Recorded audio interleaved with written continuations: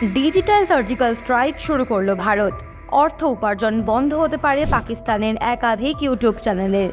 ওই তালিকায় রয়েছেন পাকিস্তানের প্রাক্তন ক্রিকেটার শোয়েব আখতারও।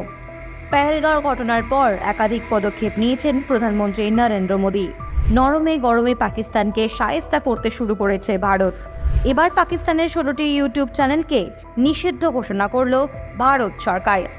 তালিকায় রয়েছে পাকিস্তানের প্রথম সারির বেশ কয়েকটি ইউটিউব চ্যানেল। কয়েকটি চ্যানেলের সাবস্ক্রাইবার কাউন্ট কয়েক কোটি ছাড়িয়েছে।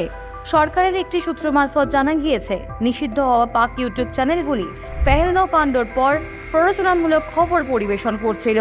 এর পাশাপাশি সাম্প্রদায়িক উস্কানিমূলক তথ্য পরিবেশন করা হচ্ছিল, এমনকি মিথ্যে তথ্যও পরিবেশন করছিল ওই চ্যানেলগুলি। আর সেই কারণেই ওই ইউটিউব চ্যানেলগুলিকে নিষিদ্ধ করার আর্জি জানিয়েছিল কেন্দ্র। এবার সেই আর্জি মেনেই ভারতে নিষিদ্ধ ঘোষণা করা হয়েছে চ্যানেলগুলিকে। প্রাথমিকভাবে জানা গিয়েছে ওই ইউটিউব চ্যানেলগুলির মোট সাবস্ক্রাইবার সংখ্যা প্রায় 6.5 কোটি। যে চ্যানেলগুলি নিষিদ্ধ করা হয়েছে সেগুলি খুললেই দেখা যাচ্ছে এই বিষয়টি এই দেশে উপলব্ধ নয়, কারণ জাতীয় নিরাপত্তার কারণে সরকার এই নির্দেশ জারি করেছে। ফলো করুন এডিটর জি টেক বাংলা।